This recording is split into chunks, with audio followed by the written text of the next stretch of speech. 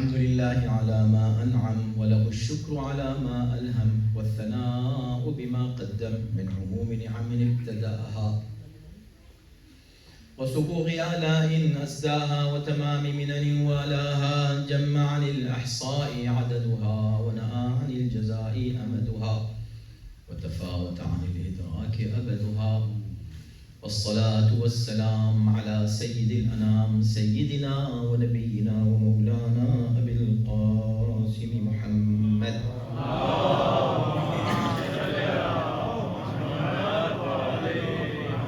وآله الطيبين الطاهرين المعصومين واللعنة الدائمة على أعدائهم أجمعين من الآن إلى يوم الدين.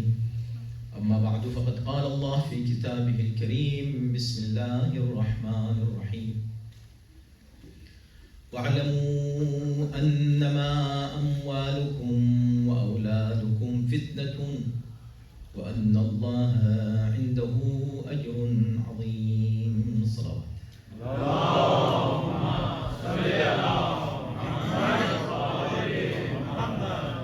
صل على محمد.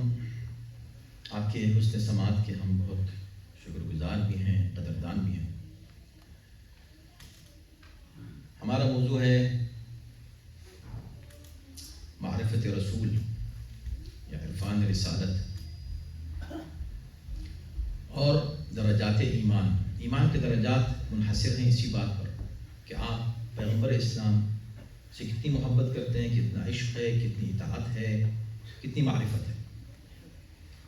یعنی پیغمبر اسلام کی ذات گرامی ہی اصل میں معیار ایمان ہے. ایمان کو جانچنا ہے، سمجھنا ہے، دیکھنا ہے تو پیغمبر اسلام کی معرفت کس کی کتنی ہے اس کے اعتبار سے سمجھا جائے گا. اور اس سورے میں یہی بات کہی جا رہی ہے جس کو ہم نے دراصل اپنا موضوع اس اعتبار سے قرار دیا کہ ہم اسی سورے کے ذیل میں رہ کر گفتگو کرنے کی کوشش کر رہے ہیں. ایک طرح سے تعارف بھی ہے اس سورے کا، سورہ انفال کا، اور جس موقع پہ نازل ہوئی اور جو اس کا محوری گویا مضمون ہے اس پر بھی گفتگو ہو رہی ہے. آج ہم نے ایک آیت کی تلاوت کا شرف حاصل کیا ہے اسی مبارک سورے کی. آیت نمبر 27 ہے. اس سے پہلے ایک آیت ہے 26 ہے، اس سے پہلے ایک آیت ہے 25 ہے. یہ سارے آیتیں کافی حد تک مربوط ہیں. آیت نمبر 24 تک ہم نے کل گفتگو کی تھی آپ کے سامنے. قرآن مجید جیسا بھی ہم انگلش میں بات کر رہے تھے اور ہم جتنا بھی سمیٹنا چاہتے ہیں گفتگو کو پھر بھی کچھ نہ کچھ تھوڑا طول ہو جاتا ہے. ہم کوشش کرتے ہیں کہ مختصر سے مختصر رکھیں، لیکن ظاہر سی بات ہے مضمون اتنا پھیلا ہوا ہے. میرے بہت سے دوستوں نے کہا کہ تھوڑا سا اور تفصیل سے بیان کیجیے، کافی لوگوں نے، لیکن حالانکہ کل کی مجلس میں اچھی خاصی تاخیر ہو گئی تھی. ہم بہت اپنے طور پہ پریشان تھے کہ شاید تاخیر ہو گئی، لیکن ماشاءاللہ بہت لوگوں نے 1 2 10 نہیں بلکہ اکثریت نے کہا کہ مزید گفتگو ہونا چاہیے. لیکن میں یہ سمجھتا ہوں کہ دیکھیں 1 گھنٹے میں اگر ساری بات سمجھ جائے تو اچھا ہے. البتہ چونکہ ایام اعضاء ہیں، بعض مسائل کا بھی حصہ ہوتا ہے، اور شروع میں جو انگلش کا پارٹ ہے کیونکہ وہ بھی ضروری ہے یوتھ کے لیے، اور وہ بھی ایک مضمون چل رہا تھا تسلسل کے ساتھ، اسٹیپ بائی اسٹیپ.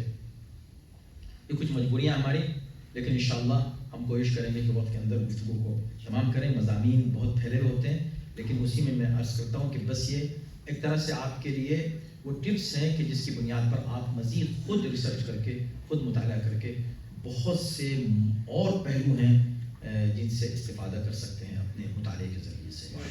صلی اللہ محمد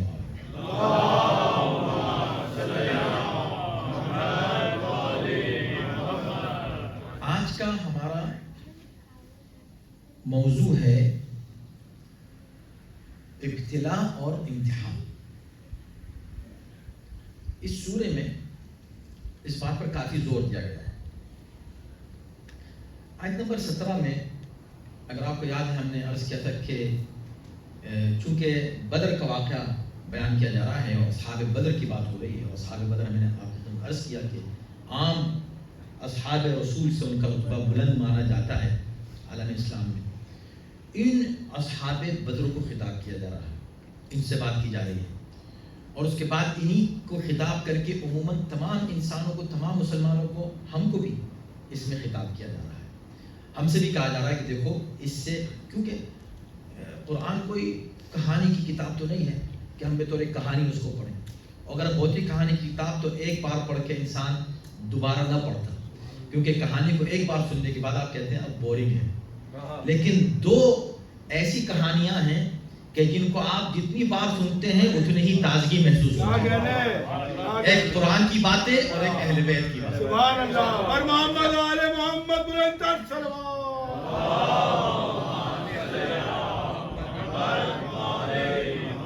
کبھی نہ قرآن ابسلیٹ ہوتا ہے، نہ کبھی اہل بیت کی تعلیمات قدیم ہوتی ہیں، بلکہ ان میں وہی تازگی پائی جاتی ہے. کیوں؟ اس لیے کہ کہانی کی کتابیں نہیں ہیں. کہانی مقصد نہیں ہے، ہدایت مقصد ہے. اور ہدایت جب مقصد ہے تو جتنی بار اس کو پڑھیں گے، امیر المومنین علیہ الصلوۃ والسلام ارشاد فرماتے ہیں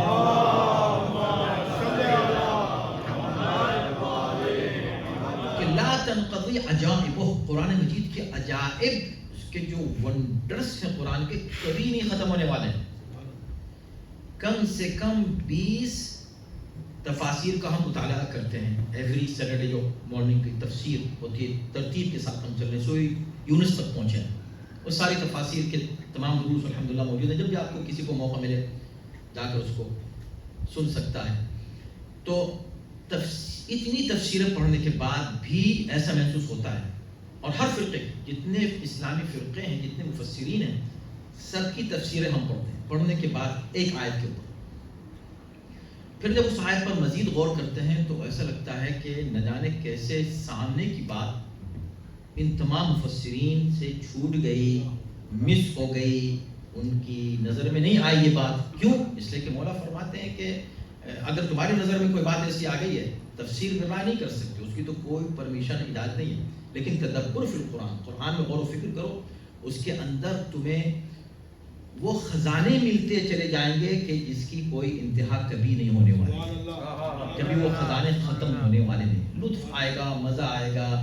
اگر سٹریس ہو تو آدمی کیا کرتا ہے کہ چلو کوئی ایسا کام کریں تھوڑا سا سٹریس ریلیف کرنے کے لیے، کچھ فن ایکٹیویٹیز. اس سے زیادہ فن ایکٹیویٹی نہیں ہے کہ آپ بیٹھیں، قرآن پڑھیں، اس کی تفسیر پڑھیں، قرآن پر غور کریں، توجہ کریں.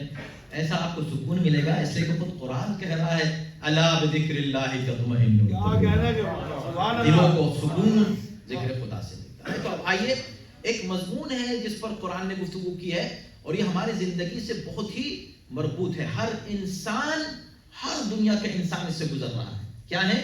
ابتلاء اور امتحان. امتحان کی منزل میں ہر انسان پیدا ہوتے ہی امتحان کی منزل میں وہ آ گیا ہے. اس کے لیے امتحان شروع ہو گیا ہے پیدا ہوتے ہی، اور مرتے دم تک اس کے امتحان کا سلسلہ جاری رہتا ہے. کچھ نہ کچھ، کسی نہ کسی طریقے سے اللہ اس کا امتحان لیتا رہتا ہے. آیت نمبر 17 میں جب اللہ نے اہل بدر سے کہا کہ فَلَمْ تَقْتُلُوهُمْ وَلَكِنَّ اللَّهَ قَتَلَهُمْ، یہ ان لوگوں کو تم نے 70 لوگ جو مارے گئے دشمن کے، جب کہتے طاقت تھی ان کے پاس، تم تو بہت ہی کمزور تھے، تمہارے پاس تو کچھ بھی نہیں تھا، جو ہے نا، لقد نصرکم اللہ ببدر وانتم اذلہ، تم بہت ہی کمزور تھے اور ہم نے تمہاری نصرت کی تھی. یہ جو 70 مارے گئے ہم نے مارے، تم نے نہیں مارے. یہ بات ہم کر چکے ہیں. وما رمیت اذ رمیت ولکن اللہ رمی، اور یہ جو تم نے کنکریاں پھینکی اے نبی، یہ تم نے نہیں پھینکی، یہ کنکریاں ہم نے پھینکی. ولیکن اللہ رمی، اللہ نے یہ کنکریاں پھینکی. اللہ نے پھینکی کنکریاں نہیں.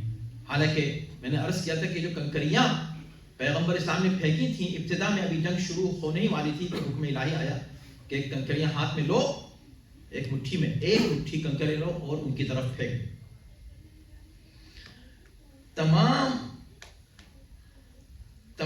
مفسرین نے بھی پڑھ لیجیے آپ جا کر، اور تقریباً تمام مؤرخین نے یہ بات لکھی کہ جب یہ حکم آیا تو پیغمبر اسلام نے ایک مٹھی خاک ان کی طرف ڈالنے کے لیے، جس میں گویا کہ کنکریاں تھیں، ریت تھی، وہ ان کی طرف پھینکنا تھی، اور اللہ کو کوئی معجزہ ظاہر کرنا تھا اور حکم پیغمبر کو تھا کہ تم ایک مٹھی خاک پھینکو، تو پیغمبر نے وہ خاک خود نہیں اٹھائی.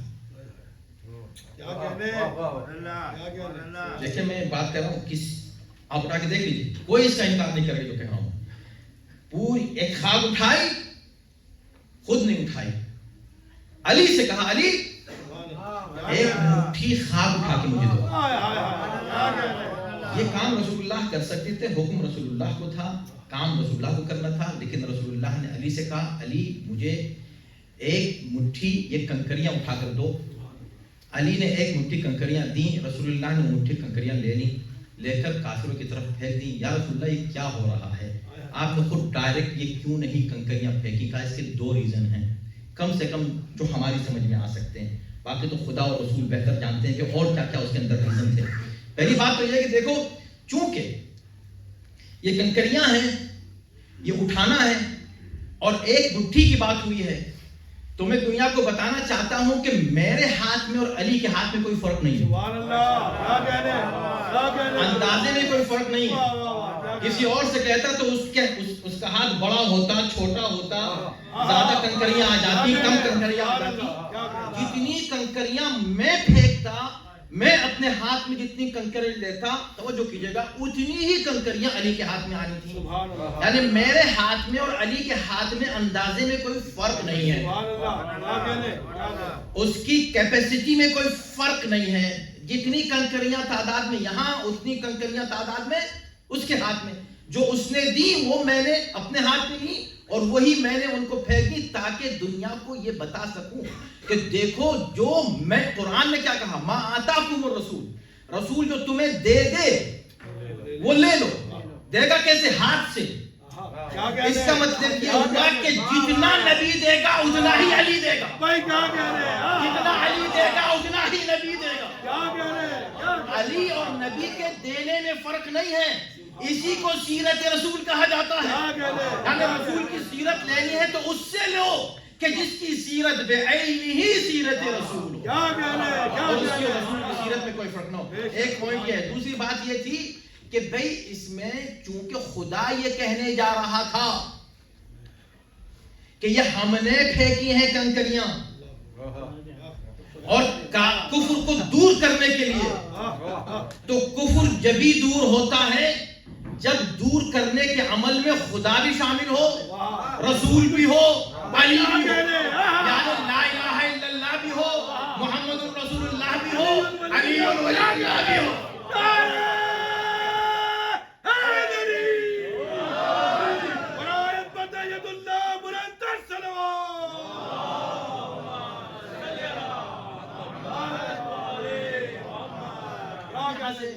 یہاں سے قرآن نے کیا کہا ہے؟ جملہ کہا وَلِيَبْلِيَ الْمُؤْمِنِينَ مِنْهُ بَلَاءً حَسَنًا. یہ کام ہم نے اس لیے کیا کہ تاکہ ہم مؤمنین کا امتحان اور اچھا امتحان لیں. بلاءً حسنا، دونوں طرح اللہ امتحان لیتا ہے. تکلیفیں دے کے بھی امتحان لیتا ہے، آسانیاں دے کے بھی امتحان لیتا ہے، تاکہ ہم مؤمنین کا امتحان لیں. بدر کا واقعہ اس وقت کے مؤمنین کا امتحان تھا، آج تک کے مؤمنین کا امتحان ہے. میں نے عرض کیا تھا نا، بہت ہی زیادہ ڈس بیلنس طریقے سے اس واقعے کو پیش کیا جاتا ہے. یا تو بالکل صحابہ کا ذکر نہیں ہوتا، یا بالکل علی کا ذکر نہیں ہوتا. یہ انفیئر ہے. صحابہ کرام کی بھی اس میں جدوجہد ہے، محنت ہے، اور ان صحابہ کی جو پیغمبر اسلام کے وفادار تھے ان کا ذکر ہے، لیکن ہر صحابہ کا نہیں ہے. ہر وہ شخص جو اس میں شریک ہو، اس کا قرآن سورہ انفال پڑھ لینا، بلکہ ان کا ہے جن کی تعریف قرآن نے کی ہے، اور اسی میں کچھ ایسے لوگ ہیں جن کی مذمت بھی قرآن نے کی ہے. تو فیر رہو، جو بات قرآن نے کی وہ کرو، اور پھر جتنی سب جو کارنامہ سب نے مل کے انجام دیا، وہ تنہا ایک شخص جو انجام دے رہا ہے اس کا ذکر نہ ہو اور پھر واقعے کا ذکر ہو جائے، اس سے بڑا ظلم نہیں ہو سکتا. امیر المؤمنین کے بغیر بدر کا جو شخص ذکر کرتا ہے اس کے لیے اسی سورے میں ایک بات ہے. میں نے آیت نمبر کون سی پڑھی تھی؟ آیت نمبر 27. آیت نمبر 26 میں کہا گیا ہے کہ یا ایھا الذین آمنوا لا تخونوا اللہ ورسولہ لا تخونوا اللہ، اے صاحبان ایمان اللہ اور رسول کے ساتھ خیانت نہ کرنا۔ تو ایسا نہ ہو کہ ہم کسی واقعے کو پیش کریں اور اس میں اللہ اور رسول کے ساتھ خیانت ہو جائے۔ ہر چیز پر غور کرنا ہے۔ تو بہرکیف امتحان ہے، ہر مومن کا آج بھی امتحان، ہمارا امتحان ہے کہ جب ہم پیش کریں اس واقعے کو تو حقیقتاً عدل و انصاف کی روشنی میں پیش کریں، اور جس کا جو کارنامہ ہے اس کی تعریف کریں، اور اگر کسی شخص کا عمل قابل مذمت ہے اور قرآن نے اس کی مذمت کی ہے تو ہم اس کی تعریف کرنے کے لیے آگے نہ بڑھیں، بس وہی رہنے دیں جو بات جہاں تک قرآن نے رکھی ہے۔ یہ سب امتحان، ہر طرح کا امتحان ہو سکتا ہے، تو بلان حسن۔ اس کے بعد پھر آتی ہے بات، اور آیت نمبر 26، 27، 28 جب آپ پڑھیں گے تو یہ تسلسل کے ساتھ آیتیں، لیکن 25ویں آیت خاص طور پر اہم ہے چونکہ اسی سے یہ آیت نمبر 27 اور 28 جو ہے مربوط ہے۔ کیا ہے وہ آیت؟ جہاں پر یہ بات کہی جاتی ہے آیت نمبر 24 میں، جو میں نے کل پڑھی تھی آخر میں، کہ یا ایھا الذین آمنوا استجیبوا للہ وللرسول اذا دعاکم لما یحییکم۔ اصل بات بس اطاعت رسول کی ہے، رسول کی اطاعت کرو گے تو تم کو زندگی ملے گی۔ نام، زندگی کا نام اطاعت رسول ہے، اطاعت رسول حیات کا نام ہے، یعنی کہ تم کو زندگی مل سکتی ہے صرف رسول کی اطاعت ہے۔ اس لیے کہ نبی جب بھی بلاتا ہے زندگی کے لیے بلاتا ہے، تمہیں زندگی ملے گی۔ میدان جنگ میں بھی اگر نبی آواز دے رہا ہے تو موت کے لیے نہیں بلا رہا ہے، زندگی کے لیے بلا رہا ہے۔ یہ خوف زدہ ہو کہ تم اگر نہیں جا رہے ہو کہ چلے جائیں گے تو مر جائیں گے، جی نہیں، تم کو بلا رہا ہے نبی تو اس لیے بلا رہا ہے کہ تمہیں زندگی عطا کی جائے۔ نبی زندگی عطا کر رہا ہے۔ یہ عجیب بات ہے کہ نبی آواز دے رہے ہیں اور لوگ نہیں آ رہے ہیں۔ بعد میں نبی نے پوچھا کہ بھئی 3 دن کے بعد جب واپس آئے بڑے لمبے چلے گئے تھے، خیریت؟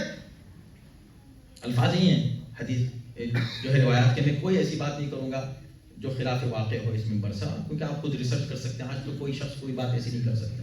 لقد ذهبتم طویلا، بڑے لمبے نکل گئے تھے، احد کا واقعہ ہے، بڑے لمبے نکل گئے تھے، اور جب واپس آئے تو پوچھا کہ بھئی اتنے چلے گئے تھے لمبے، کیوں چلے گئے تھے، کہاں چلے گئے تھے؟ تو کہا یا رسول اللہ ہم نے ایک آواز سنی۔ کیا آواز سنی تم نے؟ کہا قد قتل محمد، ہم نے سنا کہ محمد قتل کر دیے گئے۔ کہا تو پھر؟ اور تم نے میری آواز نہیں سنی؟ کہ نہیں آپ کی آواز ہم نے نہیں سنی۔ کہا تم کو پتا ہے وہ آواز کس نے دی تھی قد قتل محمد؟ کا نہیں، کہ وہ شیطان نے دی تھی۔ شیطان کی سن لی، اپنے نبی کی آواز نہیں سنی، اور تم نے یہ سوچا کہ میں مر گیا۔ قرآن تم سے آج نہیں، یہ تو احد کی بات ہے نا، تم سے پہلے بدر کے موقع میں کہہ چکا ہے استجیبوا للہ وللرسول اذا دعاکم۔ نبی جب بلاتا ہے تو زندگی دینے کے لیے بلاتا ہے۔ تم کرو وہ مر گیا، ارے وہ ابھی بھی زندگی دے رہا ہے، اور جو آج کہتے ہیں کہ نبی مر گئے مت پکارو یا رسول اللہ مت کہو، ان کو معلوم نہیں کہ ہم تو نبی کا نام لیتے ہیں تو ہمیں زندگی ملتی ہے۔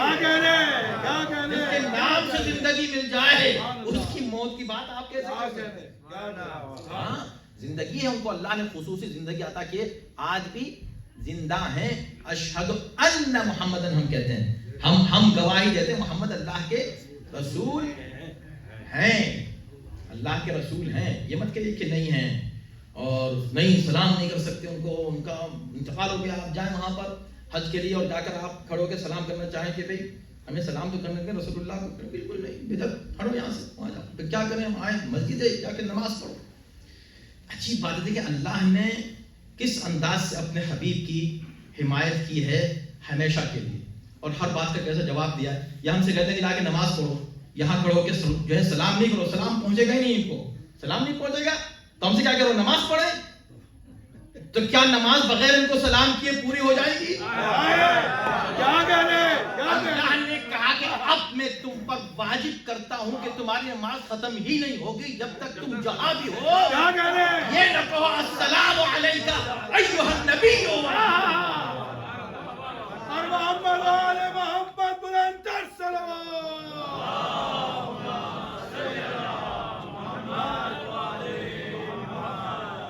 آسٹریلیا میں بیٹھ کے سلام کریں،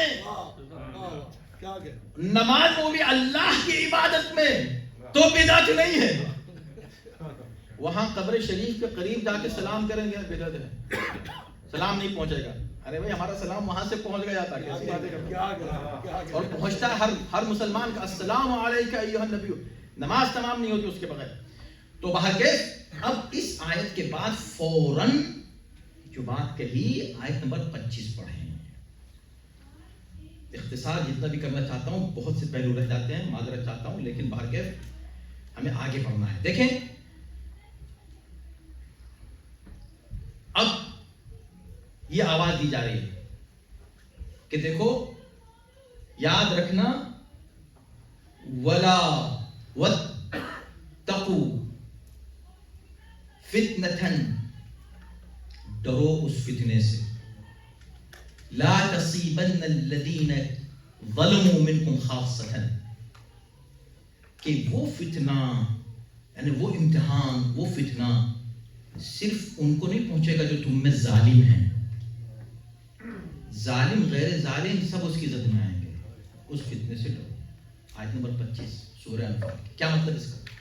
یہ کہنے کے بعد کہ نبی تم کو آواز، نبی تم سے جو کہیں اس کو سن لو، بس سنو، نبی کی آواز کو سنو، نبی کی اطاعت کرو، نبی کی بات مانو، نبی سے اختلاف مت کرو، اور یاد رکھنا کہ اس فتنے سے ڈرو کہ جو ہر ایک کو اپنی لپیٹ میں لینے والے ہیں.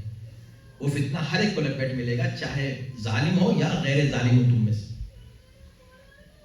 اب اس کے لیے اس کی تفسیروں میں اگر آپ جائیں گے تو آپ کو بہت سی ڈیٹیلز ملیں گی کہ کیا مطلب اس فتنے کی، کیا فتنہ ہے. فتنے کا مطلب ہمارے اردو میں کچھ اور ہوتا ہے، یہاں فتنے کا مطلب امتحان بھی ہے، اور یہاں فتنے کا مطلب ایسے حالات ہیں جس میں انسان اپنے ایمان کو بڑی مشکل سے سنبھال کر رکھ سکتا ہے. وہ امتحان، وہ فتنہ. تو اس فتنے سے ڈرو. تو یہاں فتنے کی بات کی گئی. کیا فتنہ تھا؟ یعنی رسول اللہ تم کو پکاریں تو آ جاؤ. آج بھی اگر رسول پکاریں، آج بھی اگر رسول کوئی بات کہیں، آج بھی اگر ہم کو پتہ چلے کہ رسول اللہ نے یہ بات کہی تھی، it should be enough for us. ہمیں اس کو مان لینا ہے، ہمیں اس کو قبول کر لینا ہے.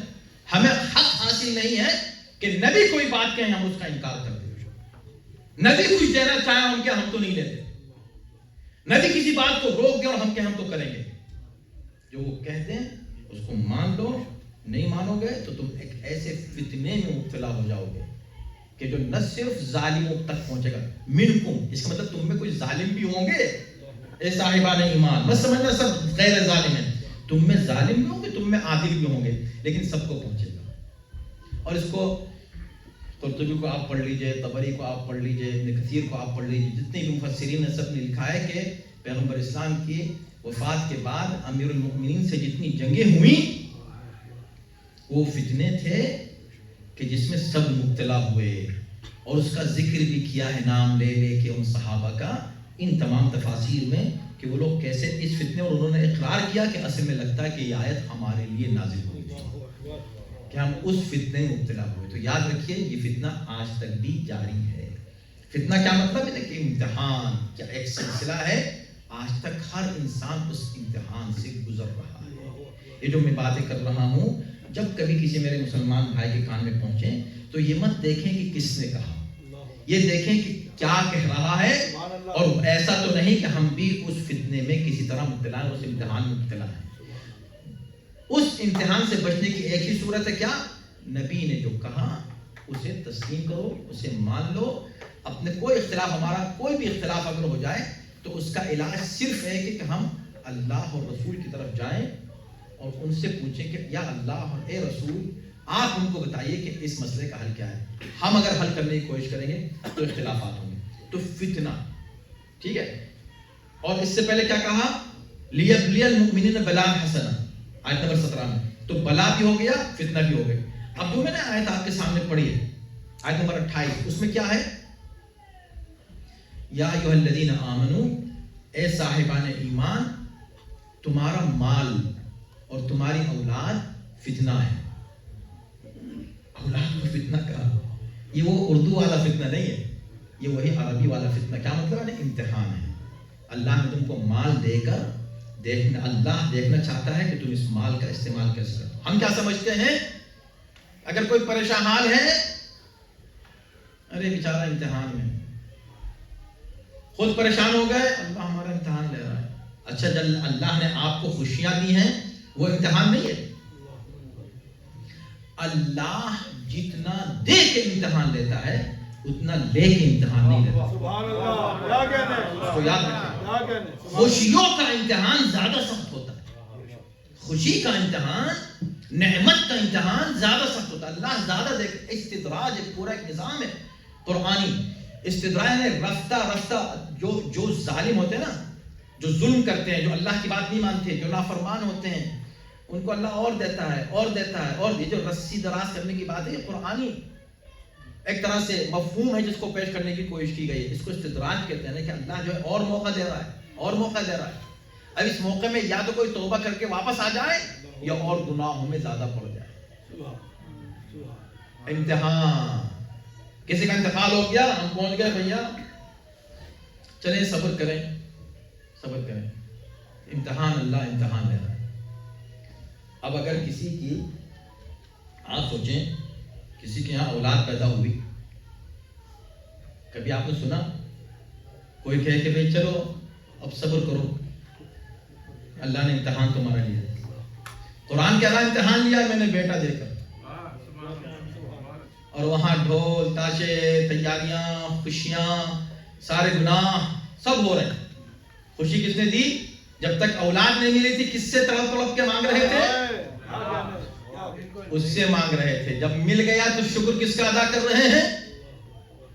شیطان. شیطان اس کا بھی ذکر سورہ انفال میں، شیطان کا بھی آگے ذکر ہے کہ کیسے شیطان کس شکل میں آیا جنگ بدر میں، اور اس نے کیا کیا کوششیں کی کاوشیں کی. اگر وقت ملا تو اس پر گفتگو کریں گے. وقت تنگ ہوتا جا رہا ہے ہمارے پاس، وقت بھی، ٹائم بھی، دن بھی کم رہ گئے ہیں، اور جو ہے 75 آیات ہیں، لیکن ہر مضمون بہت ہی اہم ہے. تو اب دیکھیں، ہم اللہ نے کہا کہ ہم دے کر بھی امتحان لیتے ہیں اور لے کر بھی امتحان لیتے ہیں. فَأَمَّا الْإِنسَانُ إِذَا مَا ابْتَلَاهُ رَبُّهُ فَأَكْرَمَهُ وَنَعَّمَهُ فَيَقُولُ رَبِّي أَكْرَمَنِ وَأَمَّا إِذَا مَا ابْتَلَاهُ فَقَدَرَ عَلَيْهِ رِزْقَهُ فَيَقُولُ رَبِّي أَهَانَنِ. سورہ فجر. جب اللہ انسان کو دیتا ہے عطا کرتا ہے تو وہ لے کر یہ کہتا ہے اللہ نے مجھے بہت کچھ دیا ہے، بڑا خوش ہے پروردگار مجھ سے، مجھے بڑی عزت اور کرامت اللہ نے دی ہے، اللہ مجھ سے بڑا خوش ہے. خود سمجھتا ہے کہ خوش ہے اللہ اس سے، جبکہ اللہ کہہ رہا ہے اذا مبتلاہ فاکرمہ ونعمہ. اصل میں ہم نے جو اس کو نعمت اور عزت دی ہے یہ ہم نے امتحان کے لیے دی ہے. ہم دیکھنا چاہتے ہیں کہ یہ اس پیسے کو کیسے خرچ کر رہا ہے. جب نعمت ملتی ہے تو انسان کو اس نعمت کا استعمال کیسے کر رہا وہ دیکھنا ہے. تو نعمت دے کر، اور کیا، جب قدر علیہ رزق، اس کا تھوڑا سا ہم نے رزق تنگ کر دیا تو کہتا یا اللہ میری توہین ہو گئی، اب شکایتوں کو اتر آیا. کلا بل لا تکرمون الیتیم ولا تحاضون علی طعام المسکین.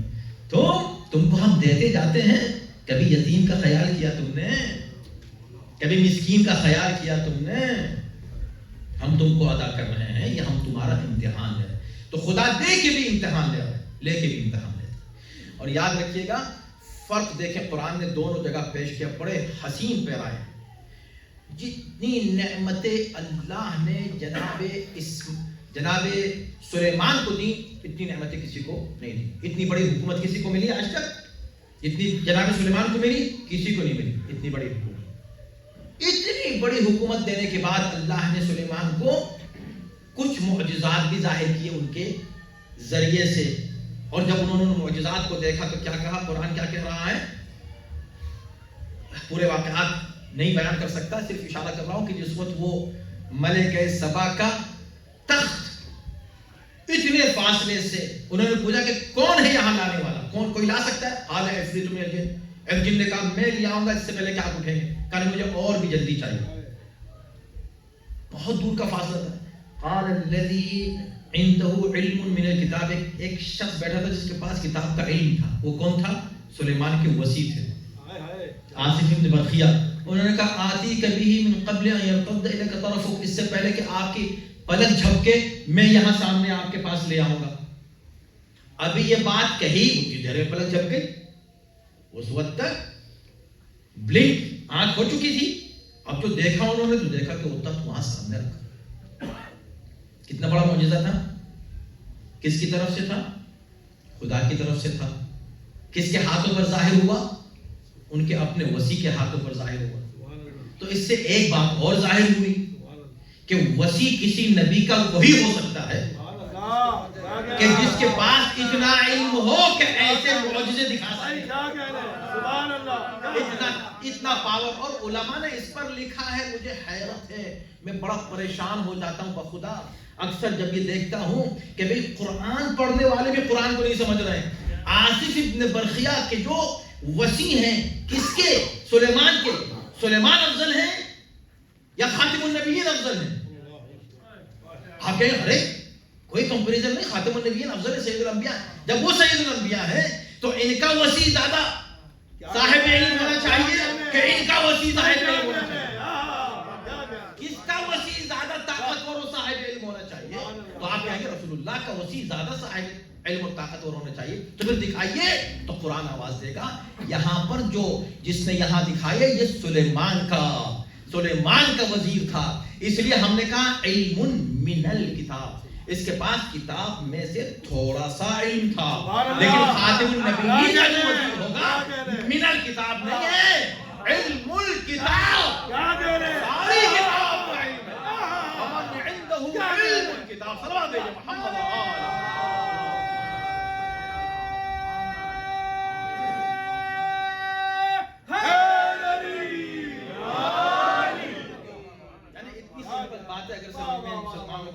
کیا کر سکتا ہوں, کوئی کیا کر سکتا ہے. تو اب علم الکتاب جس کے پاس ہے یہ ہیں وہ ذات گرامی. جب سامنے دیکھا تو کیا کہا؟ صلوات پڑھیں محمد علیہ محمد.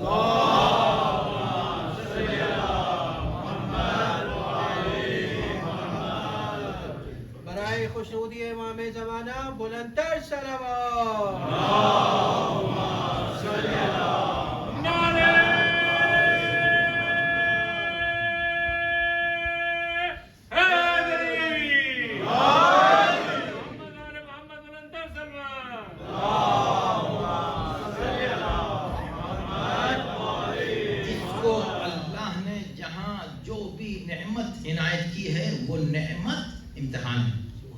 ابتلاء الہی ہے.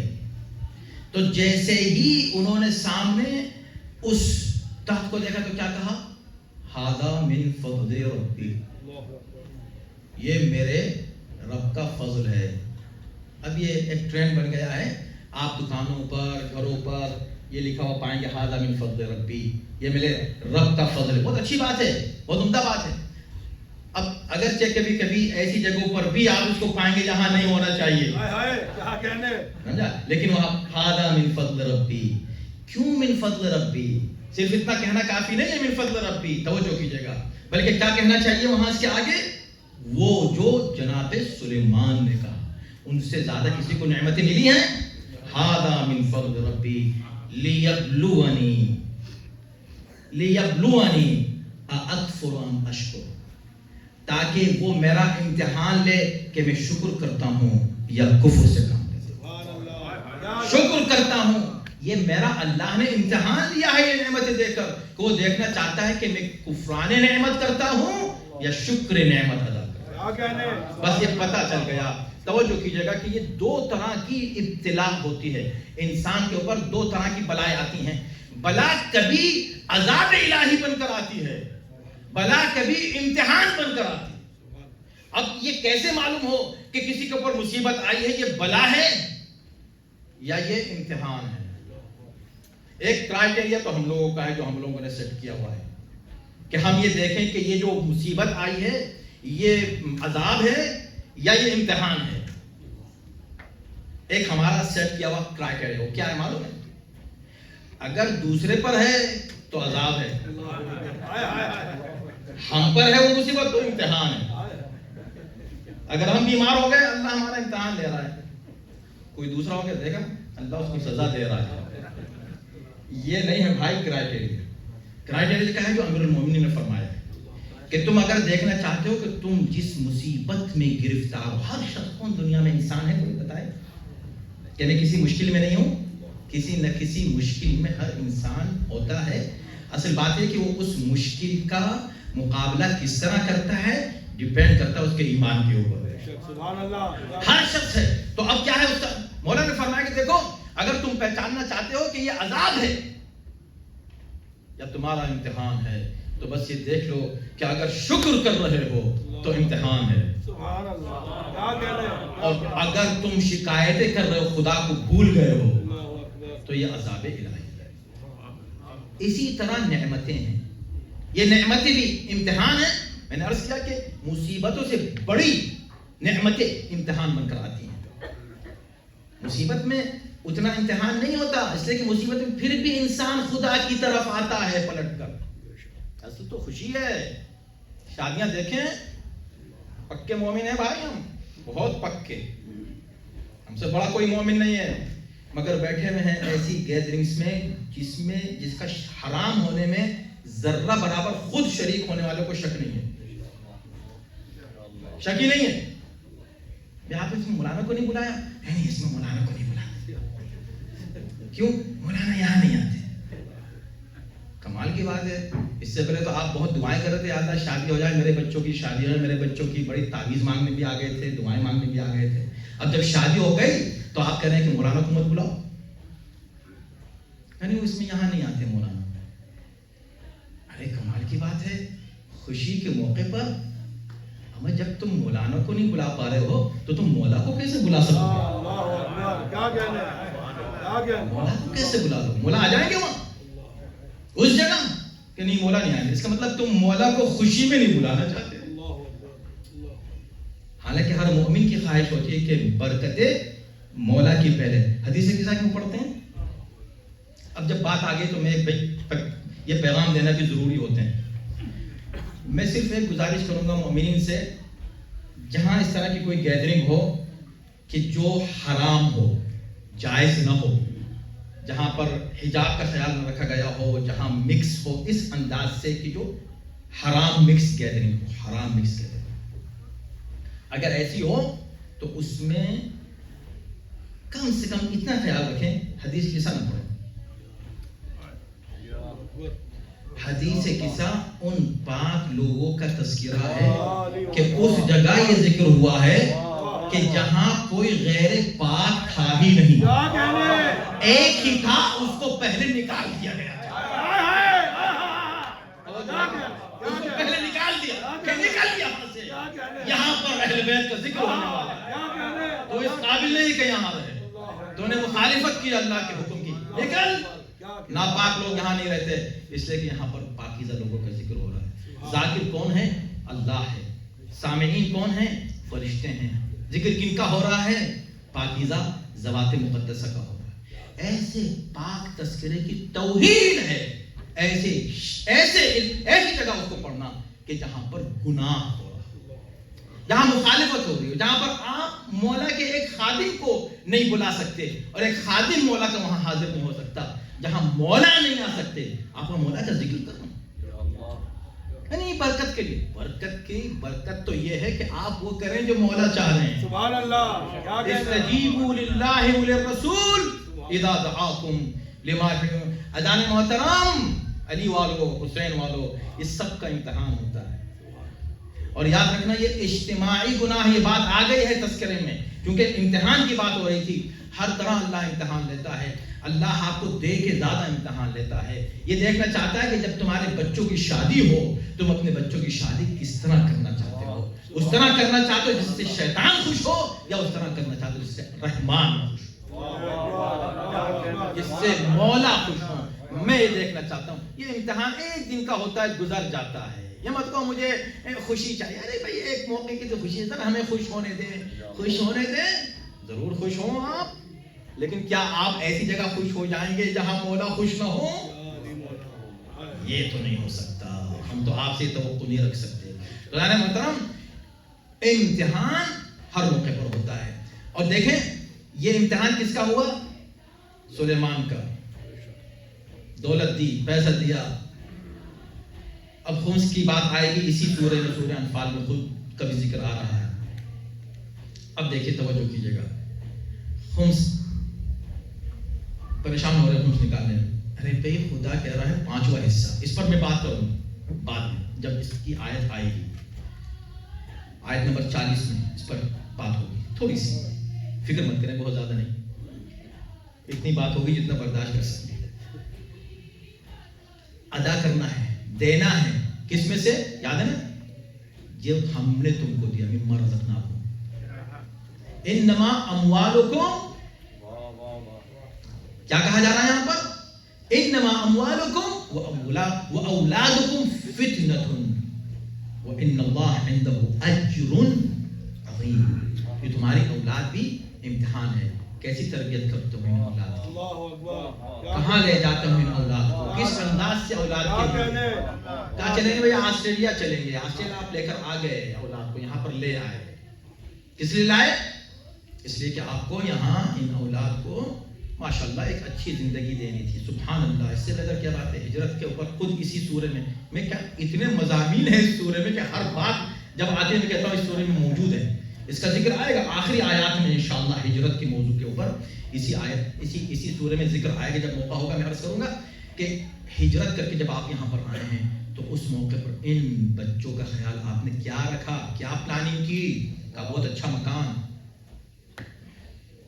آپ سے نہیں مانگا گیا ہے.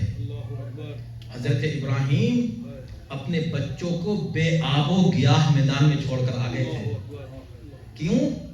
کہ عند بیتک المحرم، یا اللہ یہاں تیرا گھر ہے. چونکہ ربنا لیقیموا الصلاۃ، اتنا بڑا رزق کیوں لیا ہے؟ کہ تاکہ میرے بچے نماز گزار رہ سکیں. اس کا خیال رکھیں. آپ جہاں رہیں ماحول ان کو وہ فراہم کریں. پھر اللہ رزق دیتا ہے. وَارْزُقْهُم مِّنَ الثَّمَرَاتِ، سورہ ابراہیم کی آیتیں پڑھ لیں. پھر اللہ تو خود رزق مہیا فرماتا ہے. اللہ کے اوپر ہے بہترین. اللہ رزق دیتا ہے لیکن پریورٹی رزق نہیں ہے. پریورٹی جو ہے وہ ایمان ہے، عقیدہ ہے بچوں کا. اس کے لیے آپ کو قربانیاں دینا ہے. یہ بچہ آپ کے لیے امتحان ہے. اللہ نے آپ کو بچہ دیا ہے، یہ اولاد دی ہے، آپ کا امتحان لینا چاہتا ہے کہ آپ اس کی تربیت کیسے کرتے ہیں. آپ کو مال دیا ہے، یہ امتحان لینے کی دیکھتے ہیں تم اس مال کو کیسے استعمال کرتے. اور دے دے گا، اور دے دے گا. یہ مت خوش ہو جانا کہ اللہ تو بڑا ہم سے خوش ہے. ہاں خوش ہے اگر تم شکر ادا کر رہے ہو، لیکن اگر بھول گئے ہو خدا کو تو خدا خوش نہیں ہے بلکہ تمہارا امتحان ہو رہا ہے. اب جب قارون سے پوچھا وہی چیز جب قارون کے سامنے آئی جو سلیمان کے سامنے آئی تھی. توجہ دیکھیں، ایک فرق یہاں پر بھی امتحان کا اور عذاب کا. یہ جو ہم کو اللہ پیسے دے رہا ہے، اللہ اپورچونٹیز دے رہا ہے، یہ جو ہم ادھر سے ادھر پہنچ رہے ہیں اور ترقی کر رہے ہیں اور پیسہ مل رہا ہے، یہ امتحان ہے، یہ عذاب ہے. اس کے پہچاننے کا ایک اور ذریعہ ہے. وہ کیا ہے کہ آپ نے دیکھا سلیمان نے کیا کہا؟ ھذا من فضل ربی، جو کچھ بھی تم دیکھ رہے ہو اللہ کا فضل و کرم ہے. اور دوسری طرف قارون ہے، وہ جب نکلا اپنی دولت کے ساتھ، اپنے پیسے کے ساتھ، تو اس وقت کیا ہوا؟ اس کے ساتھ جب نکلا اور لوگوں نے دیکھا حیرت سے، اتنا پیسہ، اتنی دولت، اتنا خزانہ، تو اس نے کیا کہا؟ انما اوتیتہ علی علم من عندی. تم کو پتا ہے یہ پیسہ کہاں سے آیا؟ یہ سب پیسہ میرے اپنے سکلز، میرے اپنی نالج، میرا اپنا علم تھا جس کی وجہ سے مجھ کو یہ دولت ملی ہے. بس اگر پہچاننا ہے کہ ہمارے پاس جو نعمتیں ہیں یہ نعمتیں اللہ کی طرف سے عذاب ہے یا امتحان ہے، تو یہ دیکھ لیجئے. اگر ہم اپنی ہر نعمت کو جو ہم کو ملی ہے اللہ کی طرف سے مان رہے ہیں اور اسی کی اطاعت میں استعمال کر رہے ہیں تو یہ امتحان ہے، اور ہم دعا کرتے ہیں کہ ہم کو اللہ امتحان میں کامیاب کر دے. لیکن اگر ہم یہ سمجھ رہے ہیں ایک لمحے کے لیے بھی یہ تو میری اپنی سکلز ہیں، میرا اپنا پوٹینشل تھا، میرے اپنی طاقت اور قوت تھی، میرا اپنا علم تھا، میری نالج تھی، میں اسمارٹ ہوں، اس لیے میرا بزنس یہاں تک پہنچا ہے، تو بس سمجھ لیجئے کہ ہم فیل ہو گئے اس قارون کی طرح. بس اب میں بہت کچھ عرض کر سکتا تھا، وقت بالکل ختم ہو چکا ہے، لیکن ایک اہم مسئلہ یہاں رہ جاتا ہے. اور یہ بہت ہی اہم ہے اور میں سمجھتا ہوں کہ اس پوری تقریر کا خلاصہ ہے، اور اسی پہ میں گفتگو کو تمام کروں گا، اور یہ بات مربوط بھی مصاحب سے ہی ہے۔ ایک سوال آتا ہے بھئی امتحان کیوں؟ امتحان کا کیا؟ امتحان جب لیا جاتا ہے اس کا مقصد یہ ہوتا ہے، ٹیچر کیوں امتحان لیتا ہے؟ اسکولوں میں امتحان کیوں لیا جاتا ہے؟ صلاحیت پرکھنے کے لیے، کہ اس کی دیکھتے ہیں اس کی کیا صلاحیت ہے، اس کی ایبلٹی کیا ہے، اس کا پوٹینشیل کیا ہے، یہ تو دیکھنے کے لیے نا۔ اور جب دیکھ لیا جاتا ہے تو پھر اس کو اسی حساب سے اس کے اگلے گریڈ میں بھیج دیا جاتا ہے۔ توجہ کیجیے گا، ایک عجیب پہلو ہے، میں آپ کے سامنے عرض کر رہا ہوں، انشاءاللہ زندگی میں کبھی نہیں بھولیں گے۔ آپ جانتے ہیں کہ میں اتنا ایمفیسائز کر کے باتوں کو ہمیشہ نہیں پیش کرتا جتنا اس وقت کر رہا ہوں۔ اب یہ جب بات واضح ہو گئی، اب ایک سوال یہ پیدا ہوتا ہے کہ امتحان لیا جاتا ہے کسی کی صلاحیت کو جانچنے کے لیے،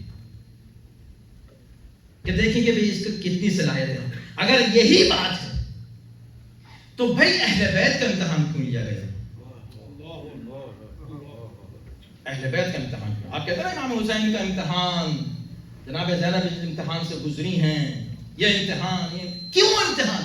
اللہ اہل بیت کا امتحان لینا،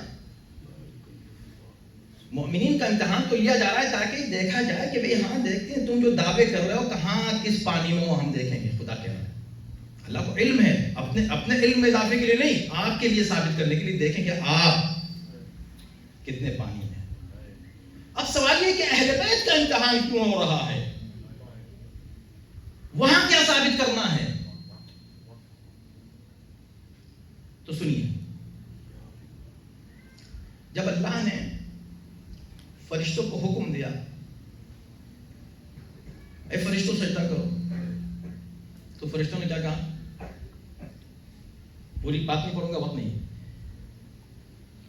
کہ نحن نسبح بحمدک ونقدس لک، ہم زیادہ مستحق ہیں، اور کیا اس کو تو بنائے گا؟ تو خدا نے کیا کہا کہ رک جاؤ میں امتحان لیتا ہوں دونوں کا۔ امتحان لیا نا، اللہ نے امتحان لیا کس کا؟ دونوں کا۔ کس چیز سے امتحان لیا؟ علم سے۔ وعلم آدم الاسماء، پوری ڈیٹیل آپ کے سامنے، اس پر پورا اشرف سورہ بقرہ پر الحمدللہ پڑھا ہے۔ اب جب امتحان لیا تو نتیجہ کیا ہوا؟ سارے اسماء بتا دیے کس نے؟ آدم نے۔ توجہ کیجیے گا، شاید میرا پہلو آپ سب کے لیے بتا دیے آدم نے سارے اسماء۔ جب سب اسماء بتا دیے تو کامیاب کون ہوا؟ آدم۔ امتحان میں پورے کون اترے؟ آدم۔ علم کس کا ظاہر ہوا؟ آدم کا۔ مگر جب فرشتوں سے خدا نے بات کی اس امتحان کے بعد تو یہ نہیں کہا کہ دیکھا آدم کتنے بڑے عالم ہیں، دیکھا تم نے؟ نہیں، کیا کہا؟ الم اقل لکم انی اعلم غیب السماوات والارض، تم کو میں نے نہیں کہا تھا کہ میں عالم الغیب ہوں؟ سبحان اللہ، کیا کہنے، علم غیب، یعنی خدا یہ کہہ رہا ہے امتحان آدم کے لیا، علم اللہ کا ثابت کیا۔ کیا کہنے، کیا کہنے، تو پتا چلا کہ جب معصومین کا امتحان لیا جاتا ہے، امتحان معصوم کا ہوتا ہے، ثابت توحید الہی ہوتا ہے۔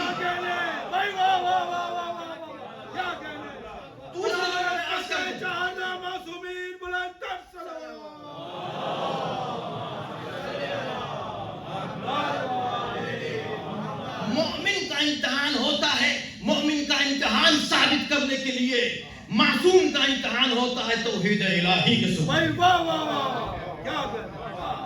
امتحان کبھی مت سوچے، کمپیر نہ کریں معصومین کے امتحان کو اپنے امتحان سے۔ اللہ ثابت کرنا چاہتا ہے، دیکھو میں کون ہوں، مجھے دیکھنا چاہتے ہو؟ آؤ میں تم کو دکھاتا ہوں، اپنی عظمت میں تم کو بتاتا ہوں۔ اور دکھائی عظمت خدا نے، کبھی در سیدہ پر دکھائی، کبھی 21 رمضان کو دکھائی، کبھی اس موقع پر دکھائی جب ایک جنازے پر تیر چلائے گئے، یہ بقی کا تذکرہ کبھی نہ بھولیے گا. ہائے یہ سال ہی بقی کا سال چل رہا ہے, یہ عام البقی ہے. کل تذکرہ ہوگا اس مظلوم کے فرزند کا جس کے جنازے پر تیر چلا گئے تھے. اللہ نے کہا آؤ ہم کو تم کو دکھاتے ہیں. اتنی عظمت, خدا کی قسم سنیے, کتنے کمال کا امتحان لیا ہے اللہ نے, مگر اس امتحان میں ثابت کیا ہو رہا ہے؟ توحید الہی. خنجر چل رہا ہے, سر سجدے میں ہے, ذکر اللہ کا ہو رہا ہے. یا اللہ میں نے اپنے وعدے کو پورا کیا, اوف بعہدک, یا اللہ تو نے اپنے وعدے کو پورا. ابن زیاد پوچھتا ہے دیکھا خدا نے تمہارے ساتھ کیا کیا. وہاں توحید الہی ثابت ہو رہی ہے ان مصیبتوں کے باوجود, اطلاعات کے. کیا کہا؟ ما رأیت الا جمیلا, جمیل کے سوا, حسن کے سوا, خوبصورتی کے سوا, رحمت اور نعمت اور فضل و کرم الہی کے سوا میں نے کچھ بھی نہیں دیکھا. کون کہہ رہا ہے؟ یہ کون کہہ رہا ہے؟ میں کہتا ہوں یہ توحید کی پیک ہے, اس سے آگے توحید کا کوئی جملہ ملتا ہی نہیں عملی طور پر. کہنے والا کون ہے اور کہہ کیا رہا ہے اور کس ماحول میں کہہ رہا ہے؟ وہ بیوی کہہ رہی ہے کہ جس سے زیادہ مصیبتوں سے کوئی تاریخ میں گزرا نہیں ہے. وہ بیوی کہہ رہی کہ جس نے اپنی نگاہوں کے سامنے ان تمام مصیبتوں کو دیکھا. علی اکبر کے سینے پہ برچھی زینب نے بھی دیکھی. آج اس نوجوان کا تذکرہ کرنا ہے کہ جس کو رخصت کرتے ہوئے یہ امتحان, یہ حسین کا امتحان بھی توحید الہی اور رسالت کو ثابت کرنے کے لیے, دین کو ثابت کرنے کے لیے, دین کی حقانیت دولت. اس لیے کہ امامت تو اپنی جگہ ثابت ہے اور ظاہر ہے اور واضح ہے, لیکن اس امامت کے ذریعے سے توحید اور رسالت کو واضح اور ثابت کرنا ہے. آواز دی, میرے لال تم بار بار آ کر مجھ سے کہتے ہو ٹھیک ہے اب وقت آ گیا ہے, تقدم ولدی, میرے لال آگے بڑھو, مگر جا کر پہلے ماں سے رخصت ہو جس نے تمہیں پالا ہے 18 سال. اپنی پھوپھی سے ضرور رخصت ہونا جس پھوپھی نے تمہاری پرورش کی ہے, تم کو 18 سال پالا. دونوں سے رخصت ہو کے کس انداز سے رخصت کیا؟ اللہ اکبر, اس کو کون پیش کر سکتا ہے کہ پھوپھی نے کیسے رخصت کیا ہوگا, ماں نے کیسے رخصت کیا ہوگا اپنے لال کو. لیکن ہر ایک کی نظر میں حسین ہے. اگر حسین کا معاملہ نہ ہوتا تو اجازت نہیں ملتی, مگر زینب اجازت اسی لیے دے رہی میرے لال چلے جاؤ شاید میرا حسین بچ جائے. اور جب آتے ہیں اور اب حسین رخصت کرتے ہیں تو عجیب انداز, دو شہیدوں کو رخصت کرتے ہوئے حسین کا جو انداز لکھا ہے مقاتل میں وہ کسی اور جگہ نہیں ملتا. ایک قاسم کو رخصت کرتے ہوئے, ایک علی اکبر کو رخصت کرتے ہوئے. قاسم کو رخصت کرتے ہوئے جس انداز سے روئے ہیں کسی کے ساتھ اس انداز سے رویہ اختیار نہیں کیا, اور جس انداز سے علی اکبر کو رخصت کیا ہے ہاتھوں کو بلند کر کے آسمان کی طرف دیکھا, اللہم اشہد علی ہؤلاء القوم فإنہ قد برز الیہ غلام اشبہ الخلق خلقا وخلقا ومنطقا برسولک. پروردگار گواہ رہنا اس قوم پر, اب میں اس نوجوان کو بھیج رہا ہوں جو اس پوری سرزمین پر تیرے نبی سے سب سے زیادہ مشابہ ہے. کلما اشتقنا الی زیارت نبیک نظرنا الیہ, جب بھی ہمیں زیارت رسول کا شوق ہوتا تھا ہم اس نوجوان کو دیکھ لیا کرتے تھے. یا اللہ میں اس نوجوان کو بھیج رہا ہوں جو نبی کی صورت ہے. یہ کیسے مسلمان ہیں جو نبی کی صورت پر حملہ کر رہے ہیں, جو شبیہ رسول پہ حملہ کر رہے ہیں. ہاں سوار کر دیا, رخصت کر دیا. تاریخی کہتے ہیں کہ رخصت کیا تھا کہ ایک مرتبہ تھوڑا آگے بڑھے تھے جناب علی اکبر, تو پیچھے سے کسی کے آنے کی آہٹ محسوس کی, پلٹ کے دیکھا تو کیا دیکھا, بوڑھا باپ بوڑھا باپ سر جھکائے چلا آ رہا ہے. بس ایک مرتبہ رکے, گھوڑے سے پھر سے اترنے کے بعد آگے بڑھے, ہاتھوں کو بوسہ دیا, سینے سے لگایا بابا کو, پیشانی کا بوسہ دیا اور کہا بابا آپ کیوں پیچھے پیچھے چلے جا رہے ہیں؟ آپ نے تو مجھے رخصت کر دیا تھا. خدا کی قسم ساری مصیبتوں کے جملے ایک طرف اور جو حسین نے بات کہی وہ ایک طرف. جو جواب حسین نے دیا ہے وہ صرف محسوس کیا جا سکتا ہے, بیان نہیں کیا جا سکتا. صرف ذکر سے, صرف سننے سے اس کو محسوس نہیں کیا جا سکتا. صرف وہی محسوس کر سکتا ہے جس کے لیے حسین اشارہ کر رہے ہیں. کیا کہہ رہے ہیں؟ بیٹا کاش تم صاحب اولاد ہوتے. اب اس جملے کو وہی محسوس کر سکتا ہے جس کا کوئی جوان بیٹا ہو اور وہ جوان بیٹا خطرے میں ہو. اس کی کیا کیفیت ہوگی, اس کا کیا حال ہوگا؟ کہا بس کاش تم بھی صاحب اولاد ہوتے میرے لال, تو تم کو معلوم ہوتا تمہارا بابا تمہارے پیچھے پیچھے کیوں چلا رہا. تاریخ کہتی ہے کہ جب یہ جملہ سنا علی اکبر سمجھ گئے کہ اب تک جو بھی شہید ہوا میں بابا کے ساتھ اس کا لاشا لے کر آیا ہوں. بابا کو اکیلا میں نے کہیں نہیں چھوڑا, لیکن اب میں جاتا ہوں اب میرے پاس بابا کے ساتھ کوئی نہیں ہے. جوان بیٹے کا لاشا بابا کیسے اٹھائیں گے, یہ خیال آیا دماغ میں. تو ایک مرتبہ جھک کے کان میں اپنے بابا کی کوئی بات کہی اور چل پڑے. یہ منظر زینب در خیمہ سے کھڑی ہوئی دیکھ رہی تھی. حسین روتے واپس آ گئے. زینب نے حسین کو بلا کر کہا بھیا ایک بات بتاؤ, یہ میرے لال نے علی اکبر نے آپ کے کان میں ایسی کیا بات کہی جو آپ روتے واپس آ گئے؟ کہا بہن کربلا میں سارے قانون بدل گئے ہیں. عام طور پر باپ اپنے بیٹے کو وصیت کرتا ہے, یہاں جوان بیٹا اپنے بوڑھے باپ کو وصیت کر رہا ہے. کہا میرے بھائی کیا وصیت کی؟ کہا وصیت یہ کی ہے کہ بابا جب میں مر جاؤں میرا جنازہ آپ سے اٹھ نہ سکے گا, میرے چھوٹے چھوٹے بہن بھائیوں کو بلا لینا. یہ بنی ہاشم کے بچے چلے آئیں گے, آپ کے ساتھ میرا لاشا اٹھا کر کے لے آئیں گے. ارے میرا لال علی اکبر میرا خیال رکھے ہوئے. بس عزتدارو وہ تھوڑا سا گزرا تھا کہ ایک مرتبہ جناب علی اکبر واپس پھر آتے ہیں. آنے کے بعد آواز دیتے ہیں بابا یا ابتا العطش قد قتلنی. بابا بہت پیاسا ہوں, بہت پیاسا ہوں. بابا کیا پانی کی کوئی سبیل ہو سکتی ہے؟ یہ علی اکبر واپس کیوں آ رہے ہیں؟ کیا ان کو معلوم نہیں ہے کہ پانی کی سبیل نہیں ہو سکتی ہے؟ لیکن نہیں بتانا چاہتے دنیا والوں کو. دنیا والوں دیکھ لو جتنا پیاسے, جتنا علی اکبر پیاسے, جتنا عباس پیاسے تھے, ان سب سے پیاسا میرا بابا حسین. اپنے بابا کی پیاس کو ثابت کرنے کے لیے واپس آئے ہیں.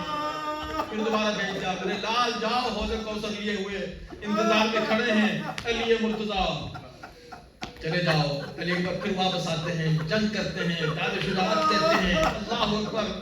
لوگوں کو علی یاد آ گئے, مگر ایک مرتبہ آواز دیتا ہوں میرے ساتھ, ارے اس نوجوان سے الگ الگ جنگ نہ کرو, گھیر کے مارو ہر طرف سے.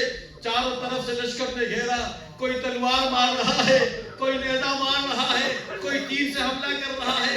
ارے ایک ظالم نے ایسی پرچھی سینے پہ ماری اور پرچھی کو نکالنا چاہ رہا تھا, نکلی نہیں, پرچھی ٹوٹ گئی. نوجوان زمین پر گرا, آواز دی یا بتاؤ ادرکنی. بوڑھا باپ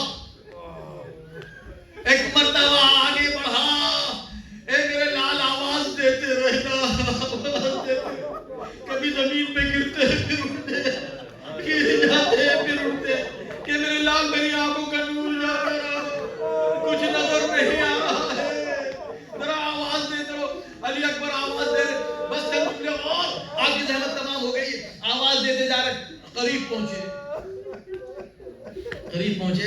بیٹھ گئے, زمین پر بیٹھ گئے. حسین سر کو اپنے زانوں پر رکھ لیا.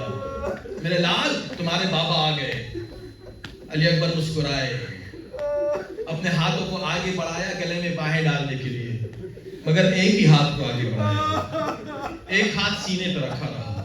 حسین نے اس ہاتھ کو دیکھا, بیٹا سینے پہ ہاتھ کیوں ہے؟ اکبر چھپانا چاہتے ہیں, بابا نہ دیکھ لیں. حسین نے ہاتھ کو ہٹایا, قیامت کا منظر دیکھا. جوان کے سینے برچی کی ہری. بس ایک مرتبہ زمین کربلا پر اپنے گھٹنے کو ٹیکا, اپنی آستینوں کو اٹھا, نجف کا رخ کیا, کہا یا علی اپنے حسین کو اتنی طاقت دے دو کہ اپنے جوان کے سینے سے برچی کی ہری نکال لے. ایک مرتبہ علی نکالی, یا علی باہر جو نکلی علی تھی تو اس برچی کے ساتھ کلیجہ باہر نکل آیا. اکبر کی آخری سانسیں حسین کی نگاہوں کے سامنے. اب کون لاشا اٹھائے؟ وہ حر کے بیٹے کا لاشا تھا. حسین نے کہنے کا حر بوڑھے باپ, جوان بیٹے کا لاشا نہیں اٹھا. حسین نے ایک مرتبہ سینے سے سینہ ملایا, کمر کی طرف ہاتھ دیا, لے کے چلے. جوان کا لاشا نہ اٹھا, پھر رکھ دیا, پھر اٹھایا, پھر رکھ دیا. ایک مرتبہ کہا, میرے لال نے مجھ سے کہا تھا نا میرے بہن بھائیوں کو آواز دینا, آواز دی بنی ہاشم کے بچوں اکبر کا لاشا اڑاؤ. ننھے ننھے پیاسے بچے جمع ہو گئے, سب نے مل کے جنازہ اٹھایا. خیمے میں آیا, لاشا آیا خیمے میں. اے آؤ لیلا اپنے بچوں کو لے لو. بیویوں نے حملہ کر کے ماتم کرنا شروع. واہ علی, واہ محمد,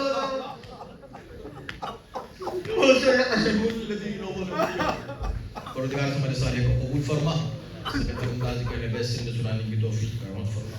ہر آفت و بلا سے محفوظ فرما. جہاں جہاں اہل بیت کے چاہنے والے ماننے والے احباب, ان کو امن امان اور سکون کرامت فرما. تمام مشکلات کو تمام مومنین کے آسان فرما. اللہ اللہ مقامات مقدسہ کی حفاظت فرما.